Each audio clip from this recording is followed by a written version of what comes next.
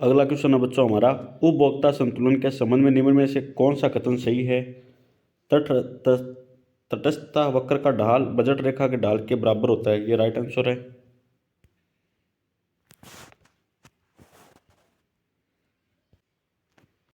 अगला क्वेश्चन है, यदि बहुत अधिक मुद्रा बहुत कम सामान का पीछा करती है तो इसके परिणाम स्वरूप होने वाली मुद्रास्फीति क्या कहलाती है?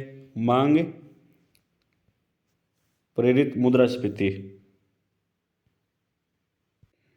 अगला क्वेश्चन है, यदि एक्स सरकार एक्स वस्तु पर उत्पाद शुल्क लगाती है तो वस्तु एक्स का पूर्ति वक्र बाईं तरफ विवर्तित हो जाएगा, तो ऑप्शन ए इसका राइट आंसर है। अगला क्वेश्चन, निम्न में से किस परिस्थिति में सरकार के बजट का प्राथमिक घाटा शून्य होगा? जब राष्ट्रीय घाटा ब्याज भुगतान के क्या हो बराबर हो। अगला क्वेश्चन, भारत में मुद्रा पूर्ति का निम्न में से कौन सा माप सर्वाधिक तरल है? यह बच्चों M1। निम्न में से कौन से कथन किसके उपयोग फलन के बारे में सही है? मौद्रिक उपयोग मौद्रिक आय का स्तर फलन है। उपयोग के सीमांत प्रवृत्ति MPC धनात्मक तथा 1 से कम होती है। दीर्घकालीन MPC अल्पकालीन MPC अधिक होती है। आय बढ़ने पर APC घटती है और MPC तथा APC से कम होती है, तो इसका राइट आंसर होगा 1, 2, 3, 4। अगला क्वेश्चन है, भारतीय परिप्रेक्ष्यों में निम्न कथनों पर विचार कीजिए। M2 M1 प्लस बैंकों के पास सावधि जमा है, ये रॉन्ग है। M3 को समग्र मौद्रिक संसाधन भी कहा जाता है, तो केवल बी इसका राइट आंसर होगा। अगला क्वेश्चन, मनरेगा के संबंध में निम्न कथनों पर विचार कीजिए। इसकी शुरुआत 2006 में हुई, ये राइट है। ओनली फॉर एक सही है बच्चों। अगला क्वेश्चन, निम्न में से उस सही विकल्प का चयन कीजिए जो सतत विकास लक्ष्यों की संख्या कितनी है बच्चों? 17। इसके घोषणा के वर्ष है 2015 और लक्ष्य उपलब्धि वर्ष है 2030, तो इसका राइट आंसर होगा ऑप्शन सी। बेरोजगारी की सामान्य स्थिति यह भी कहलाती है चक्रीय बेरोजगारी, छिपी बेरोजगारी, गठनात्मक बेरोजगारी या खुली बेरोजगारी। यह कहलाती है बच्चों खुली बेरोजगारी। समांतर माध्य यह बच्चों किससे है? यह केंद्रीय प्रवृत्ति का स्थिर माप है और मध्य का ये बंटन का 2 समान भागों में विभाजित होता है और बहुलक यह श्रेणी का श्रेष्ठ प्रतिनिधि मूल है। मध्य का 280 है और माध्य 310 वाले मध्यम असममित बंटन में बहुलक का मान कितना होगा बच्चों? 200। अगला क्वेश्चन है, मान लीजिए कि बैंकों की प्राथमिक जमा राशि 10,000 रुपये है और केंद्रीय बैंक का नगद आरक्षित अनुपात 10% है, वैधानिक तरलता अनुपात 25% है, तो और बैंक के पास जमा राशि का अप्रयुक्त अनुपात 5% है, तो कुल जमा राशि होगी। जिस बच्चे ने 15,000 निकाला उसका राइट आंसर होगा।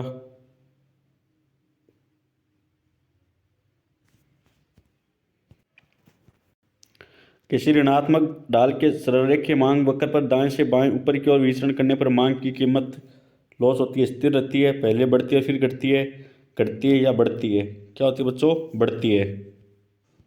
अगला क्वेश्चन, निम्न में से किस संकेतक को जीवन के भौतिक गुणवत्ता सूचकांक के निर्माण में सम्मिलित नहीं किया गया? शिशु मृत्यु दर, आधारभूत साक्षरता, जीवन प्रत्याशा या प्रति व्यक्ति आय? किनको नहीं किया गया बच्चों? प्रति व्यक्ति आय को।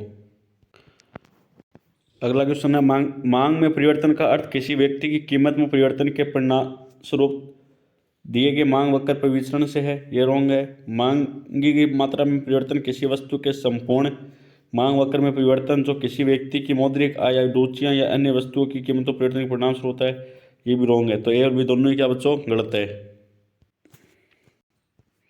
अगला क्वेश्चन है, मांग की आड़ी लॉज CXY के संबंध में निम्न में से विचार कीजिए।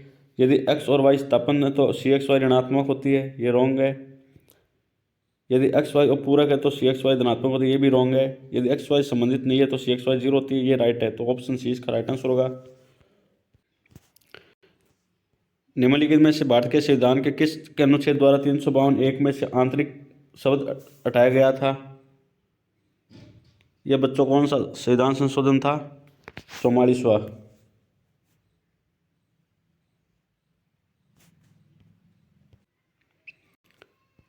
निम्नलिखित में से किस वर्ष में संयुक्त राष्ट्र का मिलेनियम डेवलपमेंट गोल्स अपनाया? 2000 के अंदर।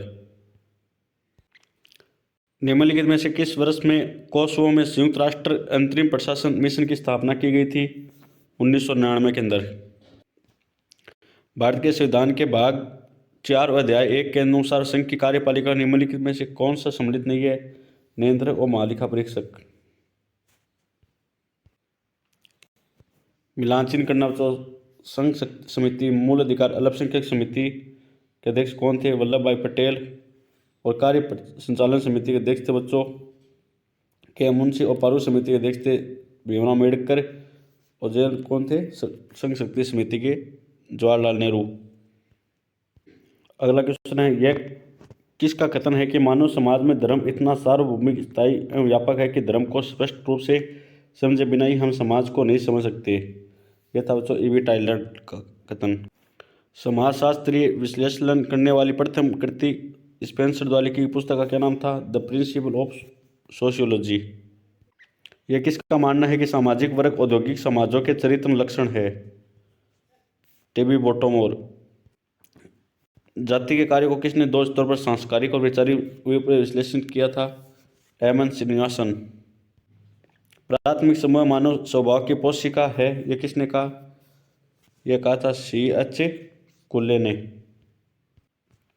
निम्नलिखित में से कौन सा सामाजिक परिवर्तन का महत्वपूर्ण स्रोत नहीं है? एकीकरण नहीं है। हिंदू धर्म की पुरुषार्थ व्यवस्था में किस पुरुषार्थ को अंतिम लक्ष्य माना गया है? मोक्ष को।